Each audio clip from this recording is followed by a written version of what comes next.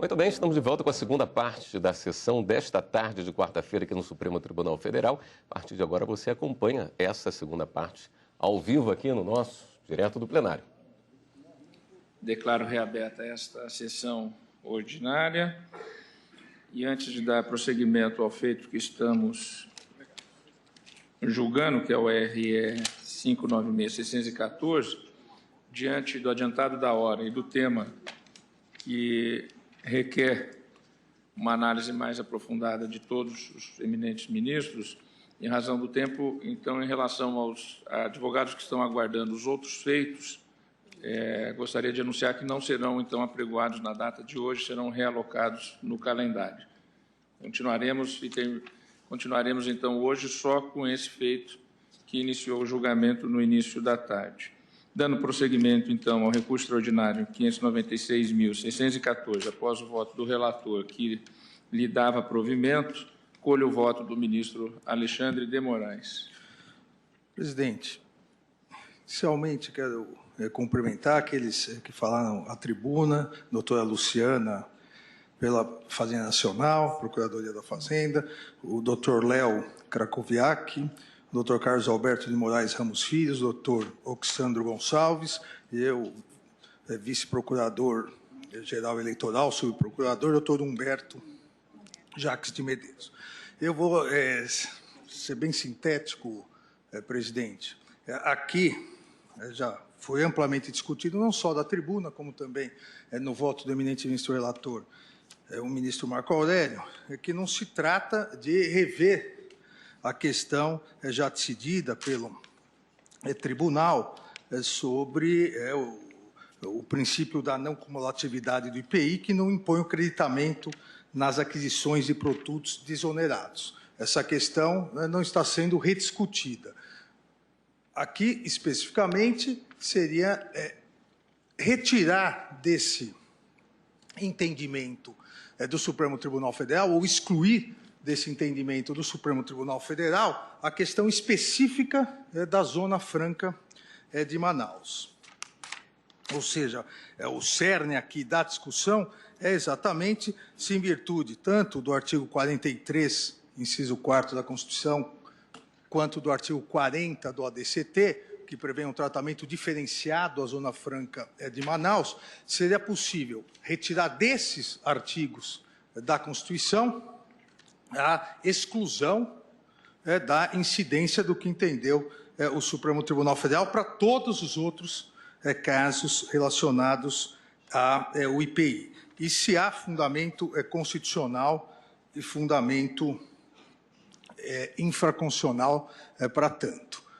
Não vou reler o artigo 43, inciso 4º, nem o artigo 40 do ADCT, mas a ideia principal deles, aí já vem isso de longa data, a ideia de um tratamento favorecido à Zona Franca de Manaus, inclusive em relação a isenções, a tributação, mas se trata de um tratamento ou uma disposição constitucional que já segue as legislações anteriores, um imperativo constitucional para que haja um regramento legal para tanto. Não consigo, senhor presidente, extrair diretamente do artigo 43, parágrafo 2º, inciso 3º, eu disse 4º, inciso 3º, e do artigo 40, não consigo, tão somente na leitura e na interpretação de ambos os artigos, retirar a interpretação de que o entendimento geral dessa Corte em relação à não cumulatividade do IPI e ao creditamento, ou aqui o caso de não creditamento, no caso de alíquota zero ou isenções, estaria diferenciado do restante do tratamento. E por que isso? E realmente é uma questão, do ponto de vista não só jurídico, mas social, do ponto de vista econômico, é uma questão que merece uma análise mais detalhada para verificar se a interpretação que coloque, na regra geral, a questão do IPI da Zona Franca de Manaus, se essa interpretação iria prejudicar a Zona Franca de Manaus ou não. Independentemente da inexistência, a meu ver, da legislação que o artigo 150, parágrafo 6º, exige para tanto, mas se ao prejudicá-la, se essa interpretação realmente for prejudicar-se, aí sim, indiretamente, os artigos 43, parágrafo 2º e 40 do DCT estariam violados. Não me parece que há prejuízo nessa interpretação. E aqui, com, obviamente, devido respeito às posições em contrário, me parece que o que se pretende, aqueles que pretendem essa exceção, né, no caso aqui os recorridos, o que se pretende é uma extensão de um tratamento privilegiado, fora da Zona Franca, que acaba a médio e longo prazo prejudicando a Zona Franca de Manaus. E explico por que esse é o meu entendimento. O que se diz é que, no caso da isenção ou alíquota zero do IPI na Zona Franca, se o contribuinte final, fora da Zona Franca, não puder realizar um creditamento, uma compensação do que não pagou, ele deixaria de procurar a Zona Franca e passaria, no caso dos insumos, a procurar qualquer outra empresa situada em outros estados, onde o transporte é mais fácil, onde haveria um custo mais baixo. Então, com base nisso, se coloca que há a necessidade, para realmente se garantir um tratamento favorecido à Zona Franca em relação a essas hipóteses de IPI, há a necessidade dessa possibilidade de creditamento, dessa compensação. Em primeiro lugar, a ratio da norma, ao prever a isenção ou alíquota zero no IPI das empresas na Zona Franca de Manaus, a ratio é a instalação de empresas que, na Zona Franca de Manaus, possam produzir, gerar emprego, gerar renda e gerar desenvolvimento. Empresas que façam um ciclo completo de industrialização. Não só empresas de insumos. Empresas que façam todo o ciclo industrial, porque a partir disso, aí sim, o salário é maior, mais emprego, gera mais renda. A ideia foi que as empresas fossem para lá e essas empresas teriam um tratamento diferenciado e, na concorrência com as demais, levariam vantagem. E dou um exemplo, que é um exemplo dado pela própria Secretaria da Receita Federal, relação aos celulares. Os celulares, a produção de celulares tem um incentivo na questão da Zona Franca e na questão que nós estamos tratando do IPI, e os celulares são basicamente produzidos na Zona Franca e em São Paulo. A partir do momento que só insumos pudessem ser produzidos na Zona Franca e empresas de São Paulo comprassem determinados materiais, componentes dos celulares, produzissem em São Paulo e pudessem fazer esse creditamento, mesmo a alíquota sendo zero ou com isenção, haveria uma migração para São Paulo e na Zona Franca ficaria só as empresas de insumo, ou seja, perderia todo o valor agregado de geração de emprego, geração de renda, que foi a destinação, a ideia dessa previsão da isenção de IPI. Mais ainda, e foi citado da tribuna, e eu já havia também colocado e levantado aqui, vários artigos saíram a partir do decreto 9394 de 2018, e houve uma verdadeira luta, e um dos artigos chama Curiosa Luta por um Aumento de Alíquota, outro chama tiro no pé. E o outro ainda farra, vai para o Supremo. Houve uma briga porque houve uma diminuição de IPI. Com a diminuição de IPI, uma diminuição geral, para o Brasil todo, para determinados produtos. Com a diminuição de IPI, várias empresas que faziam exatamente isso na Zona Franca, o insumo, e se creditavam, foram pedir para o governo revogar esse decreto. Foi a primeira vez em que houve um grande pedido para aumentar a alíquota. E por que isso? Exatamente, porque esse creditamento gera muito dinheiro. A ideia da Zona Franca, a ideia de um tratamento favorecido à Zona Franca é para que as empresas lá se instalem. Também foi dito da tribuna, e também acredito que isso corresponda à realidade, em relação a grandes empresas, e foi citado grandes empresas de refrigerantes, o que fazem as grandes empresas? Determinados departamentos delas, que seriam determinadas áreas na sequência de produção, são transferidas como uma subsidiária para a Zona Franca. E com esse creditamento, acabam matando toda a concorrência possível de pequenas empresas de outros estados, que, primeiro, não têm condição de separar sua produção e não vão ter esse creditamento. Ou seja, é algo que se desvirtuou, porque não gerou mais emprego, não gerou mais renda e mais. Até agora, para todos os demais casos, um dos casos aqui é exatamente celulares, não ocorre.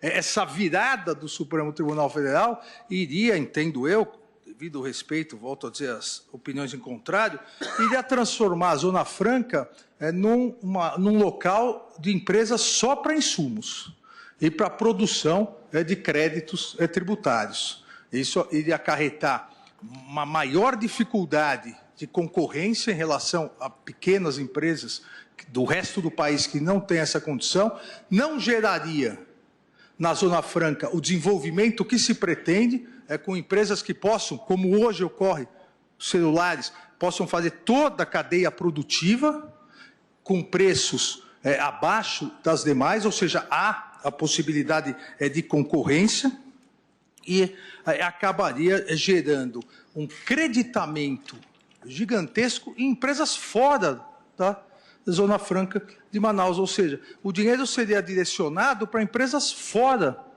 da Zona Franca. Não há, entendo eu, nenhuma vantagem na interpretação de que, nesse caso específico, deve ser feita uma exceção. Isso, num primeiro momento, poderia gerar outras empresas com subsidiárias de insumos na Zona Franca, mas acabaria de vez com a possibilidade do desenvolvimento integral dos produtos que são feitos do começo ao fim na Zona Franca de Manaus.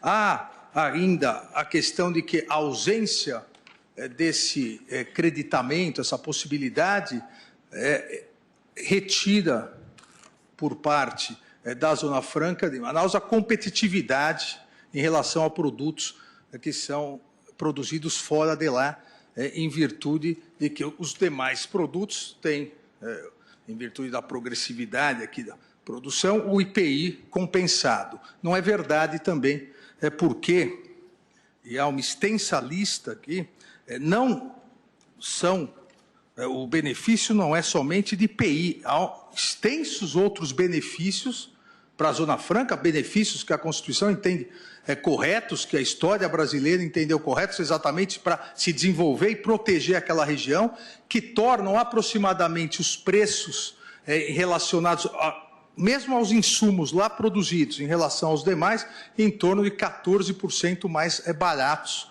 mesmo sem esse creditamento, também consta no relatório da Receita Federal em relação a isso.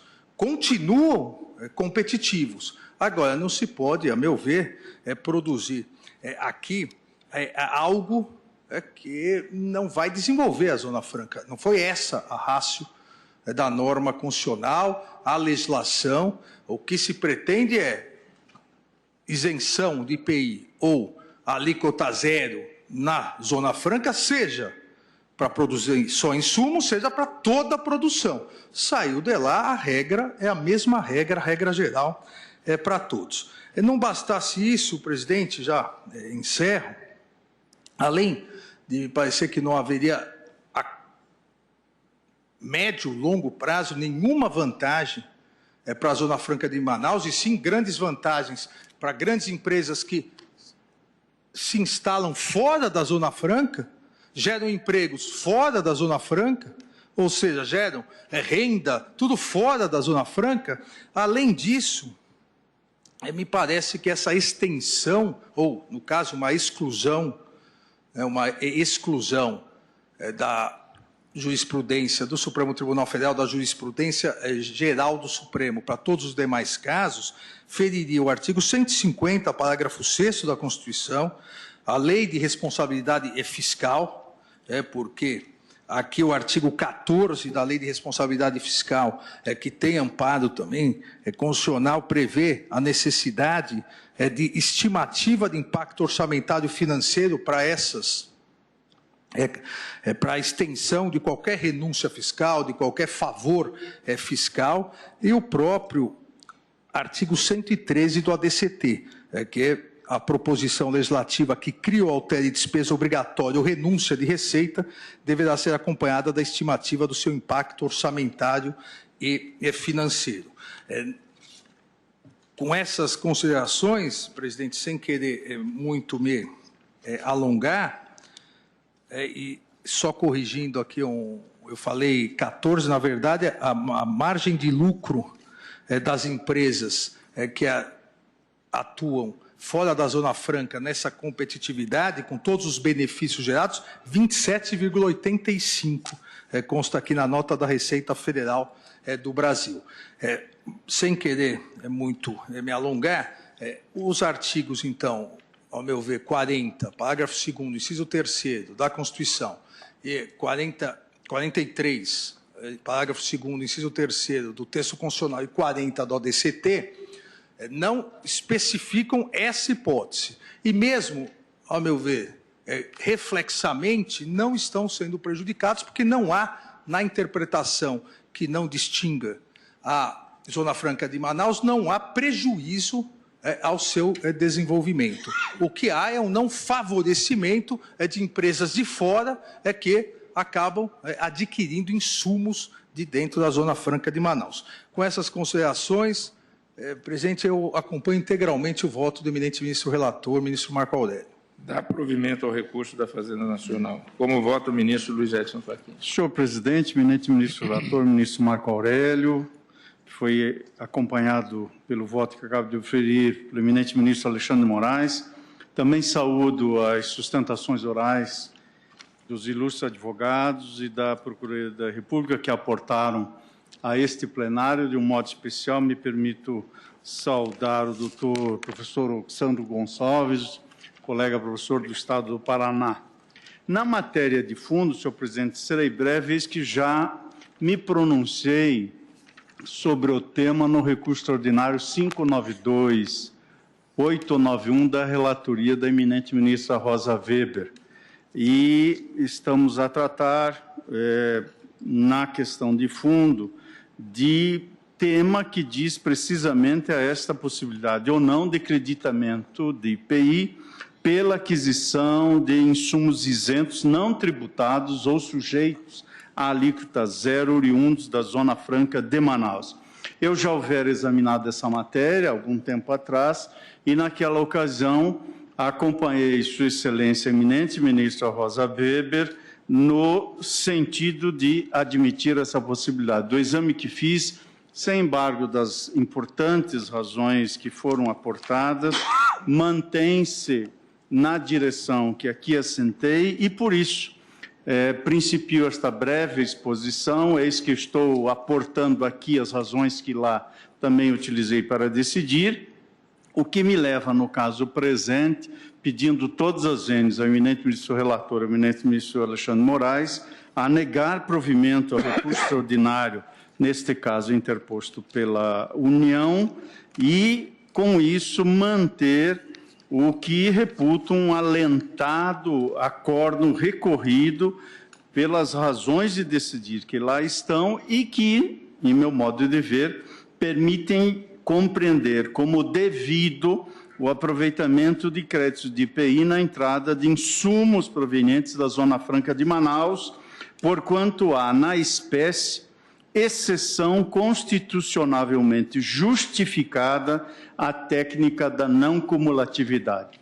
À luz de uma hermenêutica constitucional de índole sistemática, creio que esta exceção constitucionalmente se justifica pela conjugação de diversos dispositivos constitucionais que, interpretados no seu conjunto como sistema, permitem, somados e auridos com a legislação infraconstitucional, admitir tal exceção. São os artigos 3º, 43, parágrafo 2º, inciso 3º, aqui já citado, embora em outra direção, atinente às isenções, reduções ou diferimento temporário de tributos, ao artigo 153, parágrafo, especialmente o seu parágrafo 3º, e no ato das disposições constitucionais transitórias, os artigos 40, 92 e 92-A. Além disso, entendo que o tema acerca do IPI chama a incidência do disposto nos artigos 46 e 51 do Código Tributário Nacional, que aqui cito e me excuso de fazer a referência específica, nomeadamente quanto à não cumulatividade do imposto. Faço referência neste voto, querei juntar ao histórico legislativo da criação da Zona Franca de Manaus, na Lei 3.173 de 1957, regulada pelo Decreto-Lei 288 de 1967, bem como por diversos outros diplomas legislativos que, em meu modo de ver, traduzem um arcabouço que permitem, de um lado, para compreender essa ordem de ideias, uma distinção importante entre o imposto sobre produtos industrializados e o imposto de importação, como, aliás, fiz constar de pronunciamento que exarei no recurso extraordinário 723651, e também, ao final desse transcurso normativo, nesse voto,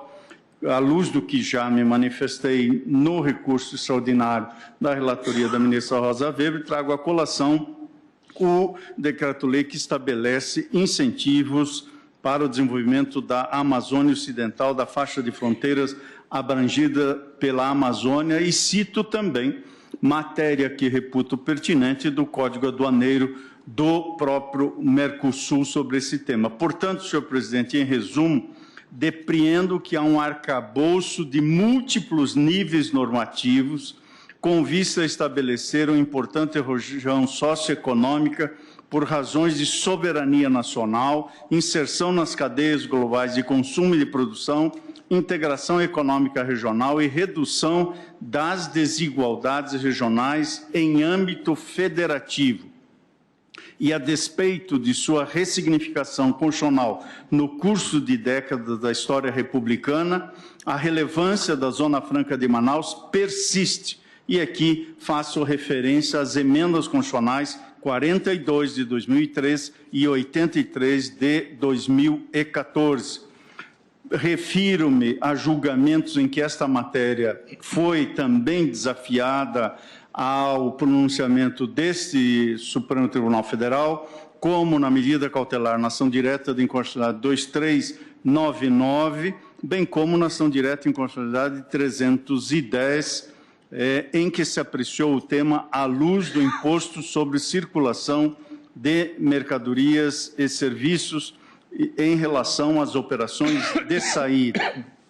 E, neste voto também, senhor presidente, examino o precedente que, em meu modo de ver, orienta a compreensão que entendo ainda presente nesse Supremo Tribunal Federal do voto condutor no recurso extraordinário 212.484 da relatoria originária do ministro Ilmar Galvão e da redação do acordo pelo eminente ministro Nelson Jobim, julgado nesse tribunal pleno, e reproduzo as afirmações do eminente ministro redator. Por isso, Entendo, e em resumo, senhor presidente, que o acórdão recorrido não destoa dessa jurisprudência e desse arcabouço normativo. Ao contrário, pedindo todas as vezes o eminente ministro relator, o eminente ministro Alexandre de Moraes, entendo que esta diretriz termina por prestigiá-la ao buscar a efetividade do objetivo republicano de redução das desigualdades regionais, como se pode depreender do que reputo uma lógica argumentativa irretorquível que foi esposada pelo voto condutor no acórdão recorrido. Portanto, senhor presidente, pedindo mais uma vez venha a compreensão diversa, entendo que é devido o aproveitamento de créditos de IPI na entrada de insumos isentos, não tributados ou sujeitos à alíquota zero, provenientes da Zona Franca de Manaus, por força, como já disse, de exceção constitucionalmente justificável, exceção essa à técnica da não cumulatividade. E, por isso, conheço do recurso ao qual proponho negativo de provimento, e é como voto. Agradeço ao ministro Luiz Edson Fachin, que abre divergência no sentido de negar provimento ao recurso.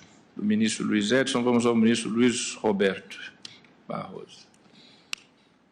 Presidente, também eu começo de início cumprimentando os ilustres advogados públicos e privados que estiveram na tribuna, doutora Luciana Miranda Moreira, doutor Léo Kratoviak, doutor Carlos Alberto de Moraes Ramos Filho, doutor Oxandro Gonçalves e o nosso eminente procurador, doutor Humberto Jacques. E também tive a oportunidade de ler os pareceres para me surpreender com a absoluta convicção com que dizem coisas absolutamente opostas. E, portanto, geralmente as pessoas divergem quanto aos fatos, mas o direito é relativamente estabilizado. Mas aqui há muita divergência e já houve oscilação de jurisprudência aqui mesmo nesse tribunal quanto ao próprio direito. E isto gera uma complexidade no julgador, porque o papel de um julgador é procurar identificar onde está o certo e depois ter a coragem moral de fazer o que tem que fazer. A dificuldade na vida de um julgador é quando você não tem certeza plena de onde está o certo. E aí você tem que trabalhar com variáveis externas diversas. Eu diria, presidente, já refletindo, meu voto não será longo. Em primeiro lugar, eu acho que essa era uma questão que não deveria estar judicializada. Nós vivemos no Brasil um surto de judicialização da vida.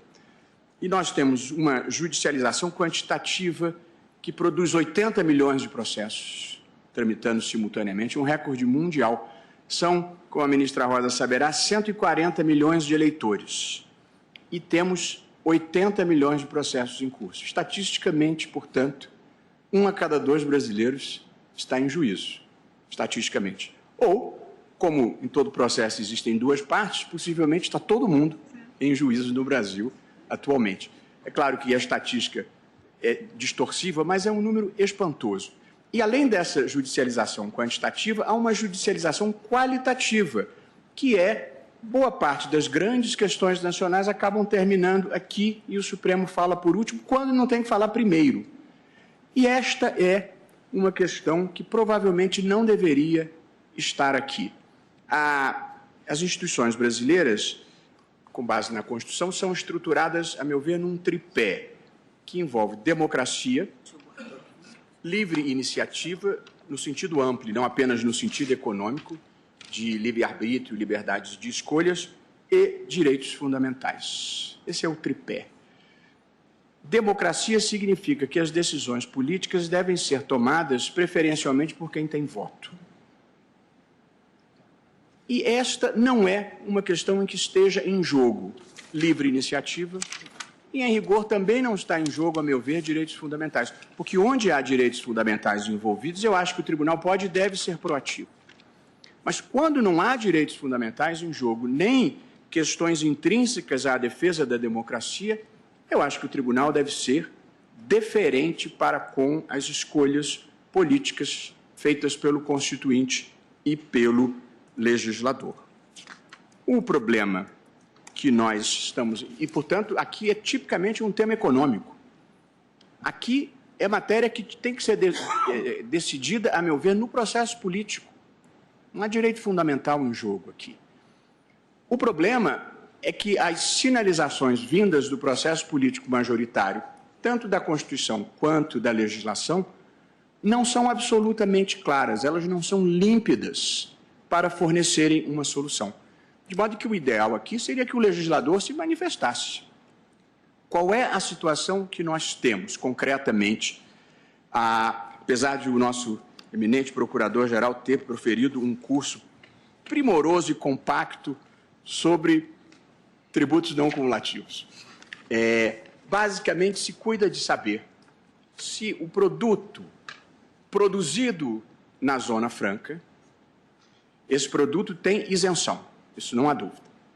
Quando ele é vendido para um industrial, por exemplo, em São Paulo, a questão é saber se o tributo que foi isentado na operação da saída da Zona Franca deve entrar como crédito na contabilidade tributária do industrial que adquiriu este produto. Essa é a discussão, saber se ele vale como crédito ou se ele não vale como crédito.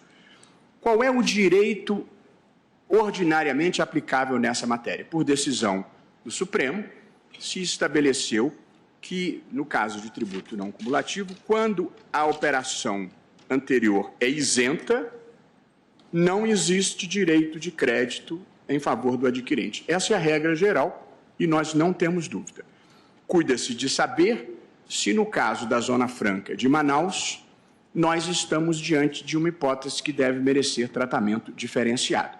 Devo dizer, como acaba de lembrar o ministro Luiz Edson Fachin, que este tribunal, ao decidir expressamente essa questão, entendeu que havia, sim, tratamento diferenciado com o direito a creditamento relativamente a produtos adquiridos na Zona Franca de Manaus. Portanto, eu quero dizer que nós não estamos, os que professamos a orientação firmada no voto anterior da ministra Rosa, no outro caso, nós não estamos revolucionando essa matéria nem introduzindo uma modificação substantiva.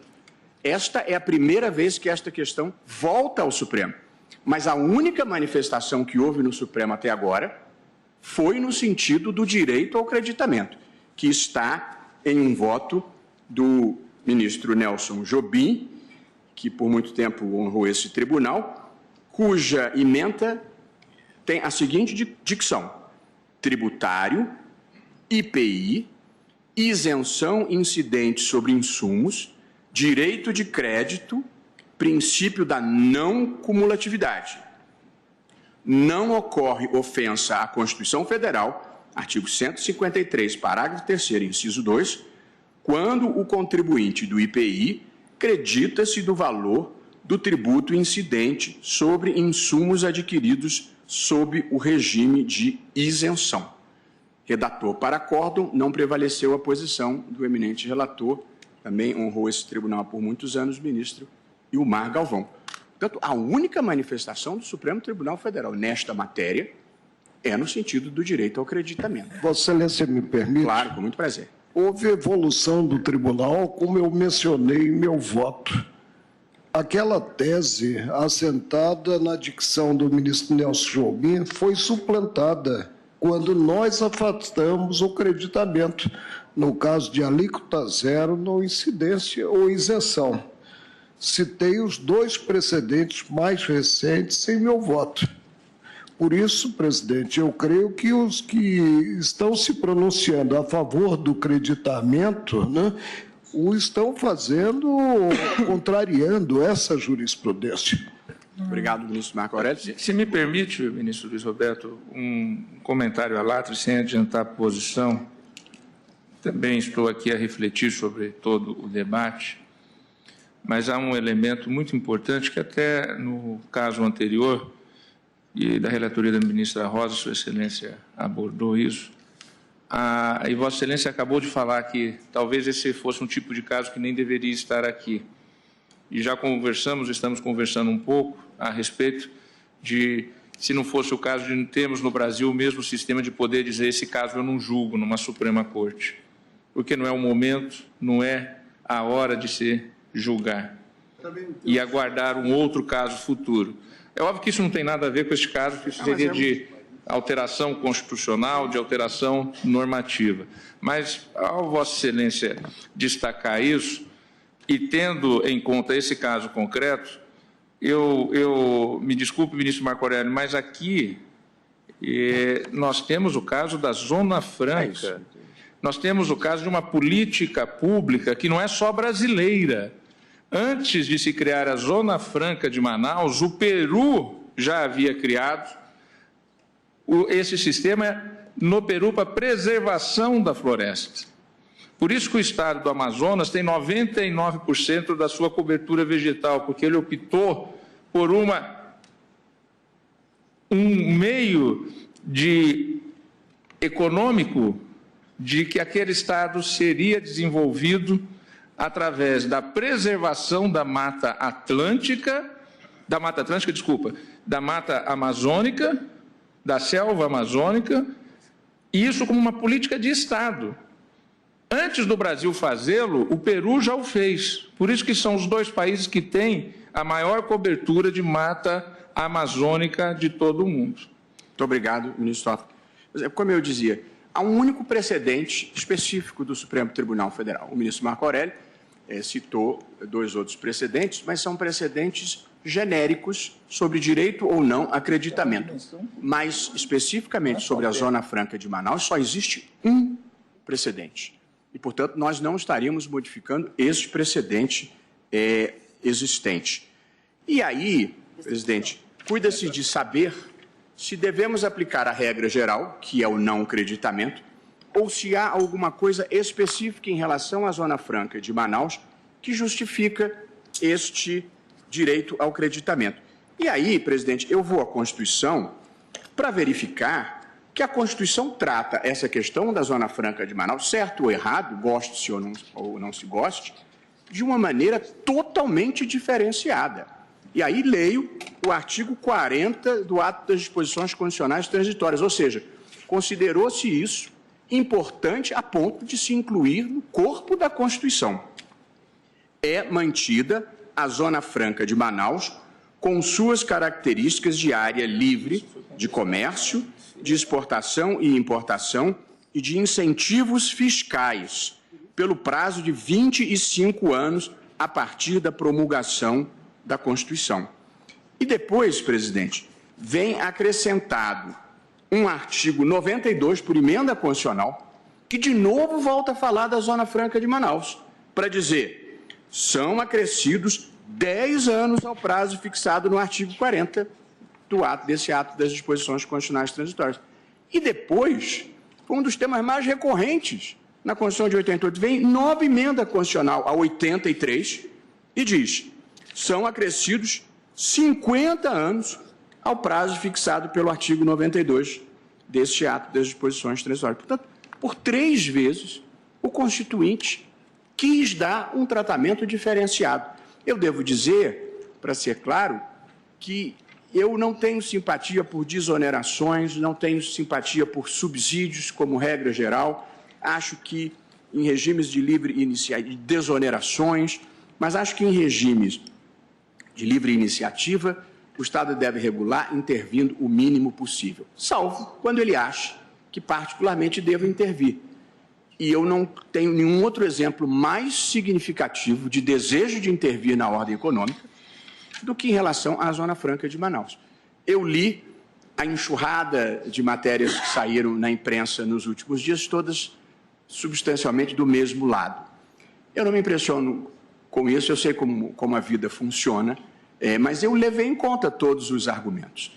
Evidentemente, se fosse ruim mesmo para o Estado do Amazonas, eles não estariam aqui litigando para manter isso. Portanto, há alguma incongruência aí, ou alguém errando na conta, porque o empenho, o que o próprio Estado está tentando preservar este benefício, não se justificaria se fosse contraproducente. E aí, nós estamos falando de matemática.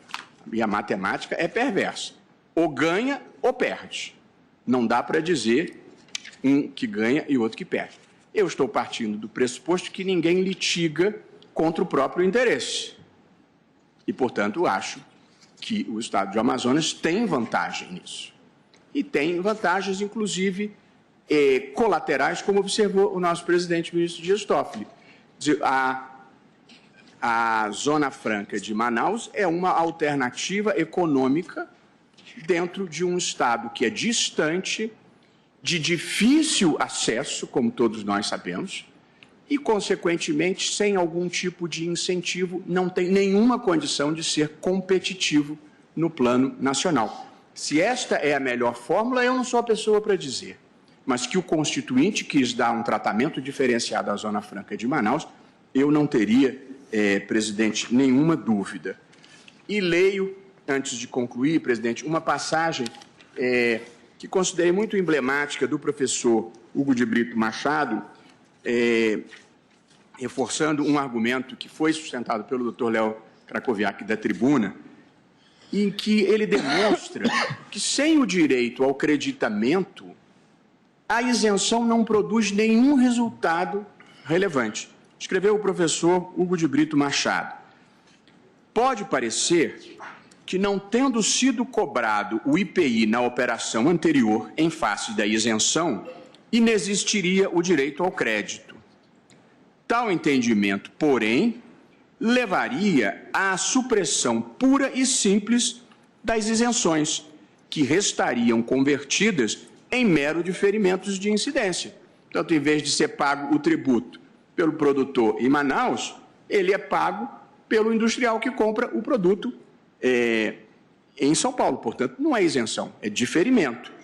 Em casos como o de que se cuida, o incentivo consubstanciado na isenção concedida às indústrias sediadas em Manaus restaria inteiramente anulado, o que a Fazenda deixasse de arrecadar a título de IPI do produtor da matéria-prima no Amazonas seria por ela tranquilamente recuperado com a cobrança do valor respectivo às empresas que utilizam aquela matéria-prima.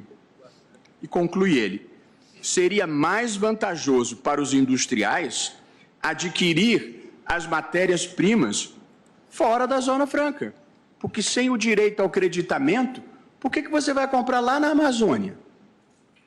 O produtor daquelas matérias-primas, favorecido com a isenção, teria de vendê-las por preço mais baixo do que os seus concorrentes sediados em outros locais, concedendo a estes redução nunca inferior ao valor do IPI, a cujo crédito não teriam direito. Assim, e em virtude da distância, chega-se facilmente à conclusão de que a isenção concedida às indústrias para se instalarem na Zona Franca de Manaus seria um verdadeiro engodo, pois em nada lhes favoreceriam. Portanto, presidente, eu não estou dizendo que acho que esta seja uma boa política industrial, que esta seja uma boa opção, porque isso não me cabe. Acho que o Constituinte, no entanto, quis dizer que a Zona Franca de Manaus merecia um tratamento diferenciado. Eu, em conclusão, para devolver a bola para quem eu acho que efetivamente deveria chutá-la, eu acho que o Congresso pode, e acho que pode por lei, porque a Constituição não estabelece a isenção, mas a Constituição estabelece um tratamento diferenciado. Portanto, eu acho que interpretar a legislação à luz da Constituição me impõe reconhecer esse direito ao tratamento diferenciado. Agora, eu acho que o legislador, não precisa nem ser o Constituinte, eu acho que o legislador pode se pronunciar em sentido diverso. Portanto, eu ouvi manifestações de, inclusive, autoridades governamentais dizendo que acham que é muito ruim esse tipo de, digamos, incentivo fiscal. Ora bem, então vamos aprovar uma lei dizendo que ele não existe. Mas a falta de uma manifestação expressa, eu acho que a interpretação mais consentânea com a Constituição é a que reconhece esse tratamento favorecido que a Constituição quis dar à Zona Franca, ao lado do princípio que estimula, nas interpretações constitucionais, a redução das desigualdades regionais. Portanto, a falta de uma explícita manifestação legislativa, eu interpreto a legislação à luz da Constituição, no sentido de que não haveria um benefício real efetivo para a Zona Franca de Manaus se o adquirente dos produtos, dos insumos lá, não pudesse creditar do tributo que foi isentado. Porque, se o tributo tiver que ser pago aqui, por este comprador de São Paulo, é muito melhor ele comprar em São Paulo mesmo, no Rio de Janeiro, e não na Amazônia. Portanto, a finalidade de combater a desigualdade regional ou incentivar a atividade econômica na Amazônia perderia o seu significado. Por essas razões, presidente, de novo, entendendo que esta matéria deve ser devolvida ao Poder Legislativo para que lá se travem os debates adequados e se apurem os números para saber se é vantagem ou não é vantagem. Eu estou acompanhando a divergência que foi iniciada pelo ministro Luiz Edson Fachin, pedindo todas as vênias ao eminente relator e, consequentemente, estou negando provimento ao recurso extraordinário da União, não sem antes louvar o extraordinário trabalho, empenhado trabalho feito pela Advocacia da União, pela Procuradoria da Fazenda Nacional. São incansáveis e extremamente competentes. É como voto, presidente. Agradeço ao ministro Luiz Roberto. Falta 1 minuto para as 18 horas. A próxima a votar seria a ministra Rosa Weber. Penso que podemos continuar amanhã e declararíamos, então, encerraríamos aqui. E agradecendo a presença de todos, declaro, então, encerrada essa sessão e retomaremos a continuidade deste julgamento como o primeiro item da pauta de amanhã. Obrigado a todos.